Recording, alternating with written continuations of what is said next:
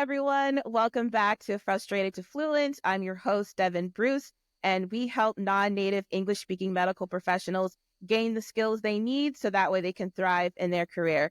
And today I have an amazing guest. His name is Chris Roe. He's an award-winning actor and global communication coach for entrepreneurs, CEOs, and business professionals from over 15 different countries. He has helped clients introduce notable figures like Barack Obama, Michelle Obama, and Arnold Schwarzenegger, apply for awards and win. And many of his clients have been featured on the Forbes 30 Under 30. So, Chris, thank you so much for being here. I'm so excited to talk to you today. It's a pleasure, as always. I love it. Thank you. So today we're going to be talking about presentations because that is what your expertise is. And as your bio suggested, you have helped many, many people in this space. So I'm just going to get right to it. What are some common challenges that non-native English speakers face regarding public speaking and presentations? Oh, and I forgot to add too, you used to be a teacher. You used to teach Yes. English as a Yeah, second so language. I did. And it's a really curious thing because this whole public speaking coaching business was a total accident. It just fell into my lap. You know, my whole background's in acting. And then I was also teaching English. And I had this opportunity to work with these three co-founders of a tech conference in Germany. And they were looking for some help with public speaking and English. And because I have this background in acting and directing and storytelling, and then compound that with my experiences as an English teacher, I said, yeah, sure, I can help you. And it was from that experience that they encouraged me to start my own business. And here we are today, 5 years later. And I'd say 99.8% of everybody I work with is speaking English as a non-native language. And to the question you're asking, what I'm about to say doesn't just go for them. It goes for people who are speaking in their native language as well, in terms of what happens with challenges that come up with presentations. I think for non-native speakers, though, it's one, just about the information, about having the vocabulary, right, of knowing what you want to talk about. And look, recently I've been in Latin America a lot. And depending where I go, the English level changes. Sometimes it's a lot more advanced and sometimes it's a lot lower, and that's totally fine. What I tell the people, so it doesn't feel so overwhelming, like, oh my gosh, I have to be an English speaker just like a native. Well, yeah, that's a big goal, but you can't bippity boppity boop and there you are. You're right. So I know that people, it becomes this huge, overwhelming thing. And I say, start small. Start with what you have and focus on the language, literally the vocabulary and the language that you need to talk about your profession. For me, when I work with a lot of entrepreneurs, it's about pitching. And I said, great, let's work on your pitching English, right? So that's one thing, is to just be clear about the language that you need to use.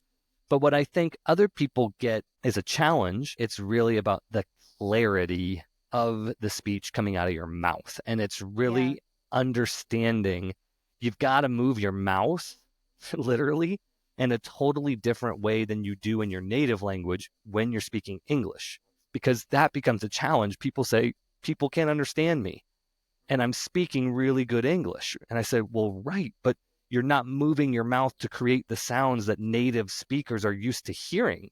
Yeah. So that is a challenge that people come up with, that they think, okay, I've got the vocabulary, I've got the grammar, but people can't understand me. I said, that's because you got to move your mouth. It's just like when I was an actor and when I was doing all different kinds of accents, I literally had to learn. My mouth is a muscle, just like any other muscle in my body. And I have to learn to move it in a different way. You use different muscles to play tennis than to run 500 meters, something like that. It's different muscles. So you got to train those muscles. You got to train your brain to get the vocabulary. And then you have to train your mouth to get it comfortable in your mouth and practice out loud. And I think that's another thing, practice. Those are challenges that people, they don't realize with public speaking, especially in a non-native language. The more you practice it, it's muscle memory. So that's a challenge too. I don't think people allow themselves enough time to actually commit to rehearsing it over and over and over again. And that's what I share from my actor days. The only way that we know how to memorize all these lines and stand on stage night after night. So I think it's those things. Start small, But if you try to bite off everything at once, you're going to be like, oh my God, I quit. So just Right. focus what you have already and making that clear. Okay. That makes sense because I know with working with people in healthcare, those are the types of things that I hear a lot as well. And I also know that there's a lot of fear and anxiety around public speaking or giving presentations. Like a lot of the people that I work with, they give presentations in all different types of formats. So, what techniques or strategies do you recommend for overcoming that fear? Oh my God, I could talk about this forever. I actually just had a conversation yesterday with somebody about that very same question about the fear of public speaking. Hmm. And this woman said to me that she had heard that public speaking fear is the number 2 or number 3 fear in the world, Wow. second to dying. Oh my gosh. Right? Wow. Right. So they said the number 1 fear people have is the death, the fear of dying. And the number 2 one is public speaking. I thought, oh my God. And then I've also seen a statistic that 85, 87% of people out there have this same fear. So Hmm. I love this concept. I love this question because I have a lot of experience with it personally as an actor. Hmm. But I say this all the time. Look, I'm a professional actor. I have 2 degrees in acting. I'm a public speaking coach. I lead workshops. I travel all over the world. I'm in front of people all the time. I still get nervous. And that Wow. surprises people a lot of times that they're like, what? Why? So nervousness is normal. This is what I say all the time. And once we approach it like that, I think it takes some of the pressure off of us to go, okay, what I'm experiencing right now is normal. It's the number 2 greatest fear in the world, right? Like it's just normal what I'm experiencing. My thought on this, it's what do you do with the anxiety that comes up? Because there's this thought out there that anxiety runs on a very thin line and it combines the emotions of 2 very different things.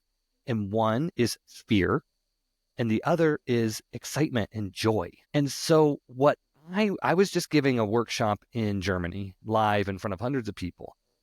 Look, this is something I wrote. I've been speaking about for years. This is my whole profession. And I found myself getting really nervous. And I stopped myself and I was like, wait a second. Why am I getting nervous? Why are these emotions coming up? Hmm. And I had to stop myself and go, no, no, no, no. I'm not going down that road of fear and doubt and self-criticism and all of these things. I said, I'm so excited that I get to talk about this today. I'm so excited that I'm here in Munich, Germany, and that I get to speak about this topic in front of hundreds of people. I can't wait to be on stage again, et cetera, et cetera, et cetera. And then all of a sudden, I'm still nervous, but that nervousness gets transformed into excitement rather than something that's going to screw me up. And it's going to put my head space, my heart space in a completely different setting, you know? And I Yeah. just saw this thing I wanted to share with you. I Sure. just saw this thing over the weekend. There's this great guy. His name is Adam Grant. I follow him Hmm. online.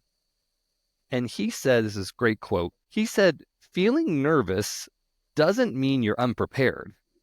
It means you care about something beyond your control. Ooh. Anxiety is like a caricature artist. It magnifies flaws and minimizes strength. So gaining confidence is not about denying what could go wrong.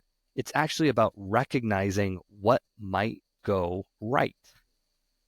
It's such a simple thing, but it's such a powerful mindset change to go, no, no, no, no, no. Like I'm an expert about what I'm talking about today. And I get to share that with this group of people, et cetera, et cetera, et cetera. And oh my gosh, like this thing could happen. This amazing thing could happen. I could make this connections. I could change this person's life. And I think that sets you up mentally and emotionally in a completely different way. Now, there's something that he says in there as well, though, that Hmm. so much nervousness and anxiety can come from being unprepared or underprepared. Hmm. And that is something sometimes that's out of our control, right? But I go back to the first point we were talking about is really making sure that you're dedicating the time to rehearsal, because it is the number one thing that is going to make anybody feel more confident. Because I know what I'm talking about. I'm prepared. I know what comes next. I've memorized this part, like I know what's on my slide deck, or I know how long I have to go, all these things that will help the anxiety that will exist no matter what. Yeah. It just helps it lessen a little bit. It helps it go down. And the more that you're unprepared, the more your brain goes, oh my God, I'm going to mess up. Oh my God, everyone's looking at me. Oh my God, I don't know what I'm saying, right? So the more you can prepare and the more that you can think about what's going to go right, I think that is such a great way to overcome the anxiety that will exist. It's a very interesting way to look at it, because instead of looking at the worst case scenario, you look at the best case scenario. Instead of looking at what can go wrong, look at what can go right. It That just seems makes you, so simple I and know. so effective. Wow. I remember years ago, look, I used to have panic attacks. I ended up in the hospital because I had an anxiety attack. I used to have panic attacks on stage acting No. in front of audience members. And I was like, maybe I need a new job. You know? But I remember there was this one theater I used to work at, and I'm going to tell you two different stories about two different plays I was working on years apart in the same theater. There was one play that I would walk back and forth backstage right before the show, just like nervously walking back and forth, because the start of the play was like a knock, knock, knock on the door. The lights came up, the door opened, and I entered the space. And the very first 2 or 3 minutes of the play was this rapid fire dialogue of one word answers back and forth between me and the other actor. It was like, hello, hi, how are you? Great, fine, come in, yeah, drink, vodka, gin, back and forth really fast. And I put it in my head, going back and forth, just moving back and forth backstage. Don't forget your lines, don't forget your lines, don't forget your lines. Oh my gosh, you have this, but if you mess up, blah, blah, blah. And I put it all in my head. And what happened? I forgot my lines because I focused on all of that. Years later, I was working in the same theater, and I had worked through all my anxiety, and I had a bunch of tools and skills. And I remember I would just actually stand backstage.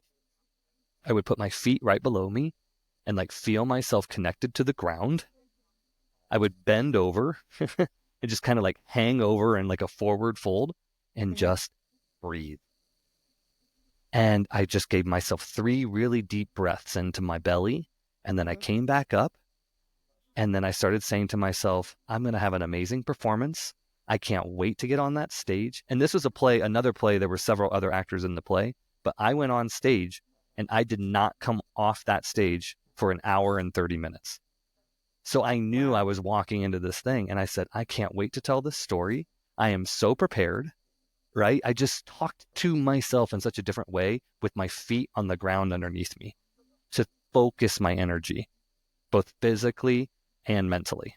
So that helped a lot. Your breath is such a huge thing. Yeah, that I can see that, because for a non-native English speaker, and they're about to give a major presentation, and they might be feeling ungrounded or the what ifs. So if they incorporate looking at the best case scenario and practice grounding their energy through breathing, that in itself can help with clarity and helping with confidence. So I can see how that could work. And what happens, if you think about your breath, when you get nervous, we actually, we breathe from the bottom of our belly. That's where the breath actually comes from. But when we get nervous, that area tightens up. And then it actually moves higher up into your body. And then you can't breathe. And when you're talking when you can't breathe and your breath, I hope you can hear me when I'm trying to do this, right? Then that actually increases your heart rate. It increases your breath pace. It makes you more nervous than you already are. And people can't breathe. And you can hear it in their voice. And then they perceive, we as an audience member, we can see and hear and feel their nervousness, which makes us not trust them. So the more that someone is grounded, connected to their breath, making pauses, it lets us as an audience feel, oh, that person's in control of what they're doing. They're in control of the moment. They're an expert in the field. And I can just, like we say in the States, when you go see a movie, I can go sit back, relax, and Mm-hmm. enjoy the show. Yeah, yeah. I can see how that could really be effective because a lot of the people that I work with and the people who are listening, they're already fluent, you know? So they know the vocabulary, they know the material, they're experts in their field, but they feel stuck. And so for you to clearly articulate, hey, here's a couple of things that you can do to prepare even more because you're already prepared, like you already know what you're talking about, that could be really effective. 100%. So what you're saying makes so much sense. I've been there. I've done it. You know what I mean? I've Mhm. lost my thoughts and gone blank on stage. I said I've had panic attacks and anxiety attacks on stage. I've Mhm. done this in a non-native language as well. And I know that feeling of your brain goes and just freezes. It is, Mhm. oh my God, no wonder it's the second biggest fear, in the world, Right. because it is Yeah. such an uncomfortable feeling. And so the more you're prepared and the more you're connected and the more that you believe in yourself, the less that Mhm. fear comes up. Okay, that actually that leads me into another question for you because a lot of the people in healthcare, they're working in very high stakes environments. Even in a presentation scenario, it's still very high pressure, very high stakes. So for you, especially for someone who has a lot of experience working with non-native English speakers, what advice do you have for improving both their presentation skills and their confidence in very high stake environments or very high stake situations? This one's tricky because I have an opinion on this that I think might be a little controversial That's okay. Let's because hear it. I love it. Yes, let's go. I don't know if it's controversial, but I was actually just thinking about this today. I was walking to the gym, I was listening to some music, and I think it was like a recording of Drew Barrymore, the actor, which feels weird that we're talking about healthcare high stakes and I'm about to talk about Drew Barrymore, right? I think it was her voice and she was being interviewed by somebody. She was basically saying when she was younger and she was acting that there was a female producer who told her, "You're not good looking enough for this industry. You Oh, should find a no. different job. Oh, wow. Like you're not going to cut it." Well, obviously, that person was wrong. And Clearly. I spent a huge portion of my life as an artist in New York City and Chicago and Los Angeles. And I watched people in power speak to people, quote unquote, beneath them in ways that were really not useful. And so me as an English teacher and as a coach now, it's just like a part of my, part of me, who I am as a human, but also just part of my business, is that I will never talk to somebody like that. I will always focus on what you're doing already that is working for you so that you can know how to do that more. Now, how do I connect this back to your question? The controversial part in a high stakes environment like that is everybody that you're speaking to, that a medical professional is speaking to, that an entrepreneur is speaking to, they're human beings. They're human beings just like me and you. And one of the things that creates in that high stakes, right? Oh my gosh, like I'm pitching in front of this person, or I'm talking in front of this medical field or this medical expert, right? We actually give our power away when we put those people on a pedestal. And when we think of them as like the gatekeeper to the success of my life, right? And I think when we just approach it, not to say like, oh, just throw it away, it doesn't matter. Like, I'm not saying that. I'm saying just because somebody's in a higher position as you or has more quote unquote success than you or more money than you or more positioning in you, it doesn't make them a better person than you. They're just a human being. And if we give them that power, we make ourselves smaller. And I learned that as an actor. And when I finally had this big realization as an actor, and this is actually when I started changing careers, and then this opportunity fell into my lap, honestly, was when I realized, wait a second, for so long, I have been letting the entertainment industry determine for me what is and is not successful. And when I finally realized and went, nope, no more. I'm not going to let that happen anymore. If you don't agree with something that I do, or if you don't quote unquote like me, okay, fine. I found my presentation successful. I found my pitch successful. I found aspects of my pitch or my presentation or my medical interview or whatever it might be. It's not all a big failure. If you mess up, you messed up that one point. But look at all the other things that you did, right?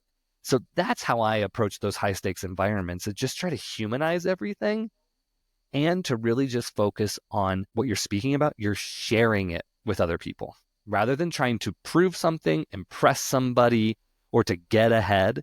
It's like, I'm an expert. I can't wait to do this. And I'm sharing my knowledge with other human beings in the room. And I think when we do that, we can connect to the message and connect to those other people so much easier. And it makes the high stakes come down. I'll admit that was not something that I was expecting you to say, but it makes so much sense. Again, like just the idea of just simplifying it, realizing that they are human beings just like us. And There's not that whole... because because you're right. When you put someone or something on a pedestal, you give your power away. And if you are a non-native English speaker in a very high pressure situation, giving a medical presentation, and you are trying to ground yourself, you're giving your power away and you don't even realize it. That makes so much sense. There's that whole thing out there. It's like this old thing of like how to make yourself less nervous when you're in public speaking. It's like, imagine that the whole audience is naked. You know, that whole thing. Yeah, I've heard that. I think what they're actually getting at is that what I just said is just everybody's human. You know what I mean? Like, we're all human. We're all the same. And yes, what you were saying, oh my God, I have this, it's in my non-native language, it's a huge medical, like, those things, yes, but they're just facts, right? Right. I'm giving a presentation today. It's a high stakes environment. It's my non-native language. I need this to go really well, right? Those are facts. And there's this powerful little word, and I'm super prepared, and I'm an expert on this field, and I've rehearsed, and I worked with a coach, and, right? They're all the facts that exist in the same whatever, like recipe or like bowl. It's us who gives them weight or power or significance. And when everything kind of is like just factual and you take the emotion out of it, it allows you to show up in your own authentic way. That's perfect. That makes so much sense. All right. Well, before we wrap up, do you have any final thoughts? Oh my gosh, if I think about, you know, what you and I were talking about earlier, just about in the medical industry, in the medical field, there are some really sensitive things that have to happen, you know, like there's some really big conversations. And I think the pressure, it already exists. So why put more pressure on ourselves, right? Learning a new language, especially if you're talking about medical professionals that have these words that even I can't pronounce. Yeah. You know, I'm just going to kind of reiterate what I said before is if I was having to say those words as a native speaker, I would have to literally get my mouth around the sounds, right? I would have to understand how many syllables are in this word. And like, I would really have to work on that. But the more that you just practice and put yourself in a positive mindset, and I know that sounds so cheesy, but it's so true. It's so powerful. It does work. It does work. And I think when we're in a high stakes environment and when we're speaking in a non-native language and all these things, we can look at that as it's all against us, or we can look at it like, look how far I've come, you know? Yeah. It's all about that perspective. It's like all about the perspective. Yeah, that like best case scenario. It's kind of giving that in a way. 100%. Oh, that makes so much sense. And that final thing is nobody's perfect. And so if you mess something up, it's okay. And I was actually just having this conversation yesterday too. Usually no one's gonna know. This is like from my acting world too. No one's gonna know that you messed up unless you let them know that you messed up. Oh, I know. You know what I so mean? True. Yeah. Yeah. That's the so final true. thing. It's a powerful thing, the brain. The brain is a powerful thing. You are so right. Okay, Chris, where can people find you? I'm on LinkedIn. I am active on LinkedIn. You can also go to my website. It's www.chrisroe, my last name is ROE.co. C-O. The com was taken. So it's chrisroe.co. You can see everything on that website. It's got a lot of fun stuff about my public speaking business, but also about my life as an actor. I like to kind of share those things. And on LinkedIn, I'm super active on LinkedIn as well. So I'm currently in Mexico City. I'm going back to Brazil in a couple of weeks. I didn't mention this. I've been a digital nomad for 5 years. So I've been all over the world traveling as well. And it's that last thing I wanted to mention. It's that no matter who I've spoken to, whether it's virtually or in person, all over the world, all of these concerns that we're talking about today, it's all the same. Everybody has them. Yeah. And so I think that when we just accept that, everybody puts their pants on one leg at a time, I hope. You know what I mean? Like that whole thing. Like everybody goes to the bathroom, and everybody has nervousness about public speaking. Okay, great. Let's move forward with that instead of like putting ourselves down. It happens all over the world. So that's all. Awesome. Well, Chris, thank you so much for coming on. I'm so grateful for you. I know that you're very busy, so just the fact that you blessed us with your expertise, I'm incredibly grateful. So thank you so much for coming on. Thank you to you. I could talk about this stuff all day. I do talk about this stuff all day, but I can continue and continue and continue. I just love it because I think it's important. So thank you for letting me speak to your audience too, because I think everyone needs to hear it. So the more I can get it out there, the more happy I feel. Oh, likewise, friend. All right. Thank you so much for tuning in, and I will see you next time. Take care.